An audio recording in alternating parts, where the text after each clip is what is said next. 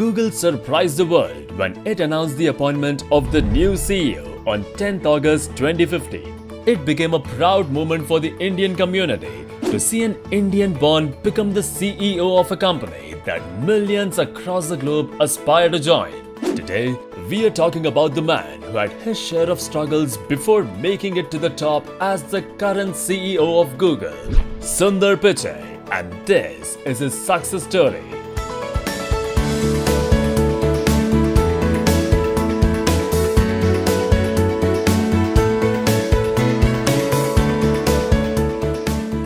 Pichai Sundararajan, more commonly known to us as Sundar Pichai, was born in Madurai on July 12, 1972. He belonged to a lower middle class family and had never experienced the luxury of watching television or traveling by car in his childhood. However, Pichai saw technology in his hands at the age of 12 when his father first bought a landline phone. He had a remarkable skill of memorizing and remembering numbers, as he could keep in mind all the numbers that he dialed. Likewise, Sundar excelled in school, and that paved his way into the metallurgical division of IIT Kharagpur in India. Upon graduating, he migrated to the US in 1993, and he initially planned to pursue a PhD from Stanford and embark on an academic career. However, he dropped the plan and joined Applied Materials, a Silicon Valley semiconductor maker, as an engineer and a product manager. But he did not work there for long. He later went on to complete his MBA from the Wharton School of the University of Pennsylvania, where he was named a Siebel Scholar and a Palmer Scholar. Following the completion of his MBA, he was appointed as a management consultant at McKinsey & Company. While Sundar was battling with his lonely days as a migrant on the sure road to success, he needed the support of his then girlfriend and now wife Anjali, who many say plays a pivotal role in all his endeavors. Later, he joined Google in 2004, and his entry was marked with the launch of a free mail service called Gmail. It is said that Sundar thought it to be a Google's prank, as the day of launch, April 1st, 2004, coincided with Fool's Day. After getting inducted into Google, Sundar's first big success came after Google hit an infamous doomsday situation. Microsoft changed the default search engine on Internet Explorer with their own search engine called Bing. In those days, during the year 2006, almost everyone used Internet Explorer, and now Sundar was responsible for coming up with a response. His solution? A Google toolbar that enabled PC makers install it directly onto their PC and browser. Later, he soon started working on other Google products such as Google Gears and Google Pack. The success of Google's toolbar gave Pichai the idea that Google should develop its own browser. He discussed this idea with his seniors and faced a serious objection from the then CEO Eric Schmidt, who thought that developing a browser would be a too expensive affair.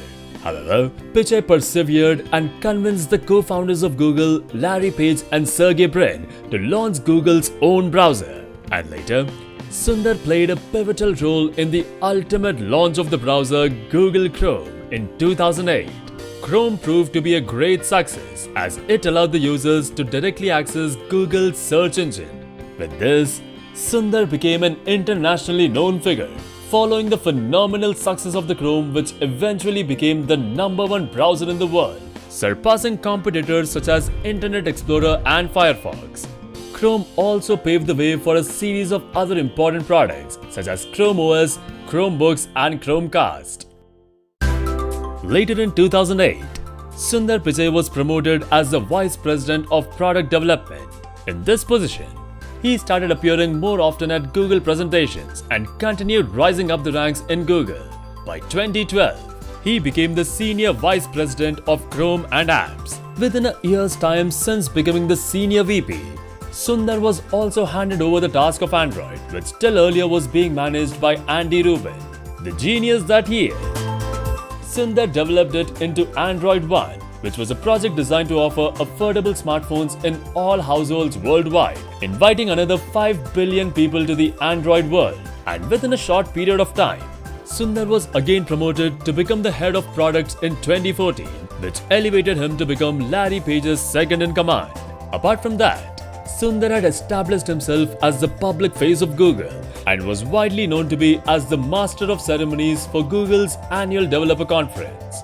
By now, Sundar had attracted a lot of attention of other technology powerhouses. As a matter of fact, he was approached by Twitter to come on board as the vice president of products, and later, he was also being considered to become the new CEO of Twitter.